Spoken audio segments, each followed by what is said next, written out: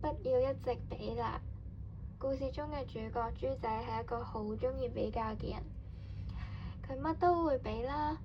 乜都會鬥一餐，乜都會想係贏嘅嗰一個，乜都要成為第一名。佢一啲都接受唔到自己蝕底少少，每次少少事呢都會同老師告狀，佢咩都要贏，咩都要係第一。但係其實呢，冇人想同佢比，都冇人同緊佢比嘅，甚至最後呢，仲引起咗唔同嘅小朋友嘅唔耐煩。其實冇人真係會因為佢一直比嚟比去而嬲嘅，每個人都包容緊佢。最後呢，佢整唔見咗個風箏，都係佢嘅同學小貓去幫佢攞返嚟嘅。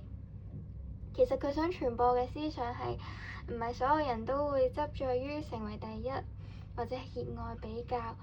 都唔係所有人都接受到比較呢樣嘢。更甚者係毫無比較嘅念頭，